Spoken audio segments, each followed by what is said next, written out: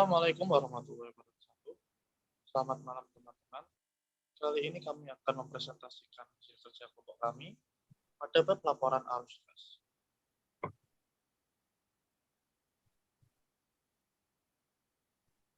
Berikut anggota kami. Yang pertama ada saya Ihsan Antori, yang kedua ada Khairul Saifuddin, yang ketiga ada Niko Arya Sena, dan yang terakhir ada Dina Maftuha. Selanjutnya materi akan disampaikan oleh kawan saya, Niko Arya Sena. Baik, berikutnya ada laporan arus gas. PSAK nomor 2 mendefinisikan arus gas adalah arus masuk dan arus keluar gas atau setara gas. Informasi arus gas entitas berguna sebagai dasar untuk menilai kemampuan entitas dalam menghasilkan gas dan setara gas, serta menilai kebutuhan gas entitas untuk menggunakan arus gas tersebut. Laporan arus gas menggambarkan perubahan historis dalam kas dan setara kas yang diklasifikasikan atas aktivitas operasi, investasi, dan pendanaan selama satu periode. Manfaat laporan arus gas memberikan informasi yang memungkinkan para pengguna untuk mengevaluasi perubahan dalam aset bersih entitas, struktur keuangan, likuiditas dan solvabilitas, dan kemampuan mempengaruhi jumlah serta waktu arus kas dalam rangka penyesuaian terhadap keadaan dan peluang yang berubah. Menilai kemampuan entitas dalam menghasilkan kas dan setara kas dan memungkinkan para pengguna mengembangkan model untuk menilai dan membandingkan nilai sekarang dari arus kas masa depan dari berbagai entitas. Meningkatkan daya banding pelaporan kinerja operasi berbagai entitas. Kas dan setara kas. Kas adalah saldo kas dan rekening giro deposit. Setara kas adalah investasi yang sifatnya sangat likuid, berjangka pendek, dan yang dapat dengan cepat dapat dijadikan kas dalam jumlah yang dapat ditentukan dan memiliki resiko perubahan nilai yang tidak signifikan. Investasi segera jatuh tempo 3 bulan atau kurang. Saham tidak termasuk kecuali preferen yang jatuh temponya telah ditentukan. Serukan termasuk dalam kas atau setara kas. Arus gas tidak termasuk mutasi antara pos-pos yang termasuk kas atau setara kas. Penyajian laporan arus gas. Laporan arus gas melaporkan arus kas selama periode tertentu dan diklasifikasikan menurut aktivitas operasi, investasi, dan pendanaan. Penyajian ketiga aktivitas tersebut dengan cara yang paling sesuai dengan bisnisnya. Suatu transaksi tunggal dapat diidentifikasikan ke dalam lebih dari satu aktivitas, misal pelunasan pinjaman dan bunganya. Arus kas operasi. Aktivitas operasi adalah aktivitas penghasil utama pendapatan entitas dan aktivitas lain yang bukan merupakan aktivitas investasi dan pendanaan. Indikator utama menentukan apakah operasi dapat menghasilkan kas untuk melunasi pinjaman dan memelihara kemampuan operasi entitas, membayar dividen, dan melakukan investasi. Inflow terdiri dari yang pertama, penerimaan dari penjualan barang atau jasa, royalti, pendapatan lain. Yang kedua, penerimaan dari pendapatan sewa, restitusi pajak. Yang ketiga, penerimaan dari pemberian untuk bank dan penjualan sekuritas dari perusahaan efek. Outflow-nya terdiri dari yang pertama, pembayaran kepada pemasok barang dan jasa. Yang kedua, pembayaran untuk karyawan. Yang ketiga, pembayaran klaim atau asuransi, pembelian efek atau perusahaan efek, pengembalian kredit atau bank. Yang keempat, pembayaran biaya operasi. Berikutnya akan dijelaskan oleh teman saya, Khairul Saifuddin. Baik, selanjutnya adalah laporan arus gas dari aktivitas operasi. Entitas melaporkan arus gas dari aktivitas operasi dengan menggunakan salah satu dari metode berikut. 1. Metode langsung. Kelompok utama dari penerimaan dan pengeluaran kas bruto yang diungkapkan. Metode tidak langsung, laba disesuaikan dengan mengoreksi transaksi non-kas, penangguhan atau akrual, dan unsur penghasilan atau beban yang terkait aktivitas investasi dan pendanaan. Dianjurkan melaporkan dengan metode langsung informasi yang lebih berguna. Next. Aktivitas operasi metode langsung. Dengan metode langsung, informasi mengenai kelompok utama penerimaan kas bruto dan pengeluaran kas bruto dapat diperoleh baik. 1. Dari catatan akuntansi entitas. 2. Dengan menyesuaikan penjualan, beban pokok penjualan, dan pos-pos lain dalam laporan laba rugi komprehensif. 3. Perubahan persediaan, utang usaha, dan utang usaha selama periode berjalan. 4. Pos bukan kas lainnya. Dan 5. Pos lain yang berkaitan dengan arus kas investasi dan pendanaan. Next.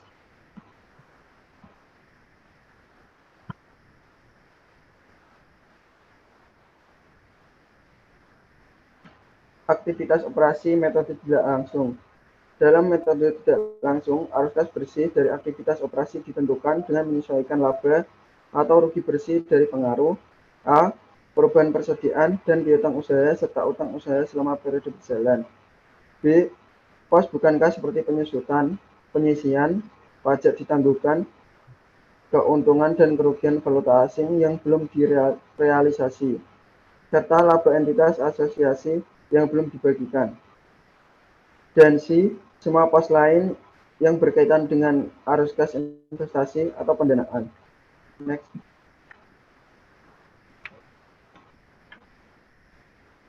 Berikut merupakan gambaran tabel aktivitas operasi metode tidak langsung.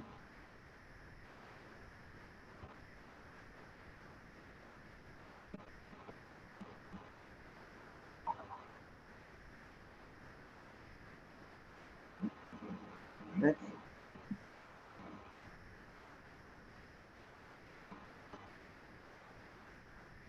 Arus kas investasi. Aktivitas investasi adalah perolehan dan pelepasan aset jangka panjang, serta investasi lain yang tidak termasuk secara kas.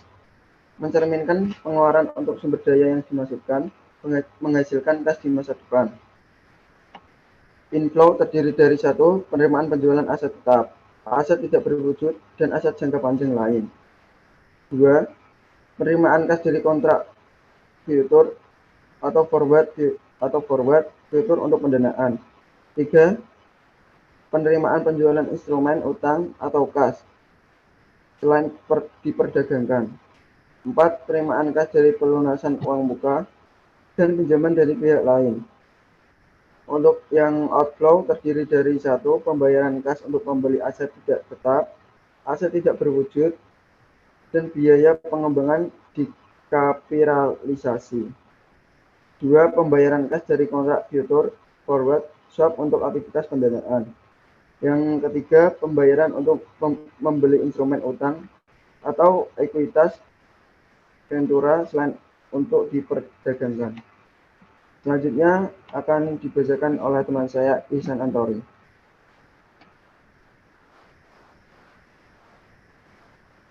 Arus kas pendanaan. Aktivitas pendanaan adalah aktivitas yang mengakibatkan perubahan dalam jumlah serta komposisi kontribusi modal dan pinjaman entitas. Prediksi klaim atas arus kas masa depan oleh para penyedia modal entitas. Inflow terdiri dari penerimaan kas dari penerbitan saham, penerimaan kas dari penerbitan obligasi, wesel, jangka panjang, pinjaman panjang, pendek, dan hipotek. Outflow terdiri dari pembayaran kas kepada pemilik untuk menarik atau menebus saham, pelunasan pinjaman, pembayaran kas oleh lise untuk mengurangi saldo liabilitas terkait sewa pembiayaan. Next.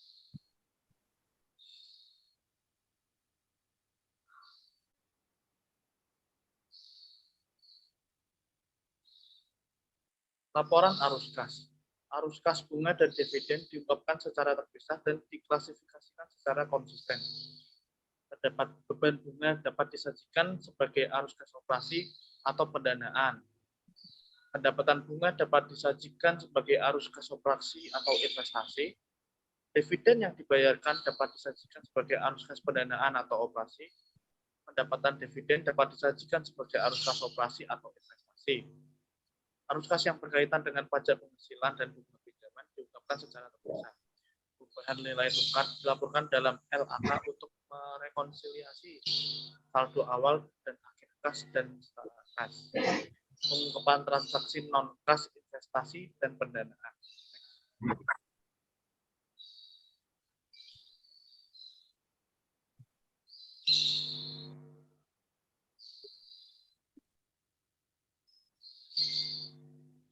Amandemen PSAK 2 44A sampai 44B. Pengungkapan untuk evaluasi perubahan pada liabilitas dari aktivitas pendanaan. Pertama, perubahan yang timbul dari arus kas. Kedua, perubahan non-kas. Entitas pengungkapan perubahan pada liabilitas yang timbul dari aktivitas pendanaan sebagai berikut. Pertama, perubahan dari arus kas pendanaan. Kedua, perubahan yang timbul dari perolehan atau kehilangan pengendalian entitas anak atau bisnis lain. Ketiga, dampak perubahan tingkat kurs valuta asing. Keempat, perubahan pada nilai wajar. Yang terakhir, perubahan nilai lainnya.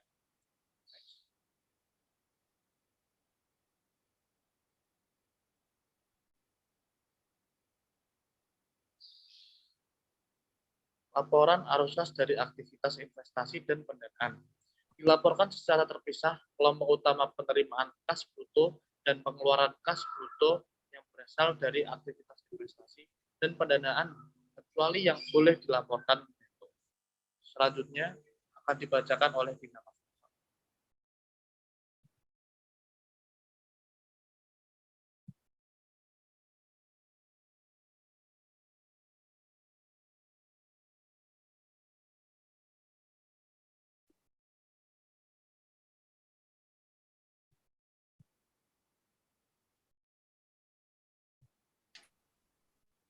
Selanjutnya, pelaporan arus kas atas dasar neto. Arus kas yang berasal dari aktivitas operasi, investasi, dan pendanaan berikut ini dapat disajikan menurut arus kas bersih kas untuk kepentingan pelanggan operasi atau pembayaran rekening giro, dana pelanggan dikelola entitas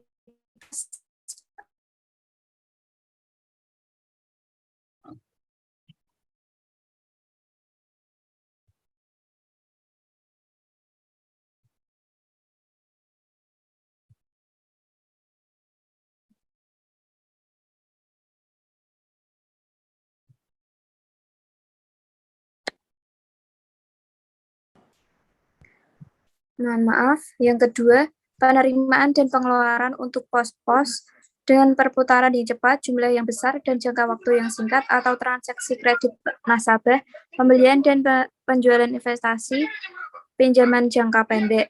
Yang ketiga, untuk lembaga keuangan dengan arus kas neto. Selanjutnya, next. Arus kas dalam mata uang asing. Yang pertama, arus kas dari transaksi mata uang asing dibukukan dalam mata uang fungsional entitas dengan mengalihkan jumlah mata uang asing tersebut dengan nilai tukar pada tanggal transaksi. Yang kedua yaitu arus kas entitas anak di luar negeri dijabarkan berdasarkan nilai tukar yang tanggal transaksi arus kas. Yang ketiga, konsisten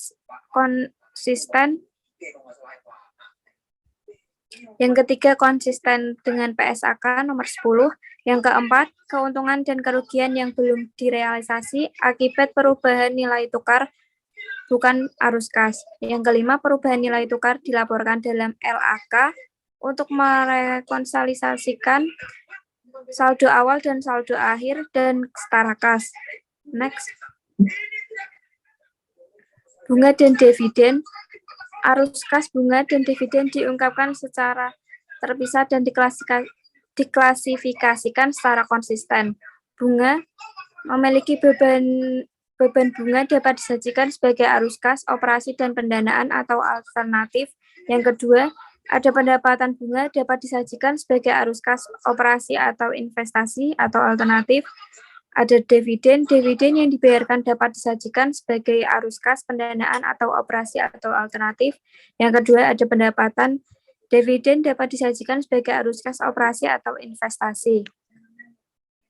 Next. Berikut ada pajak penghasilan. Yang pertama ada arus kas yang berkaitan dengan pajak penghasilan diungkapkan secara berpisah. Yang kedua diklasifikasikan sebagai arus kas dari aktivitas operasi kecuali jika secara spesifik dapat diidentifikasikan sebagai aktivitas pendanaan dan investasi. Yang ketiga ada jika diklasifikasikan secara terpisah, jumlah keseluruhan pajak dibayarkan dan diungkapkan.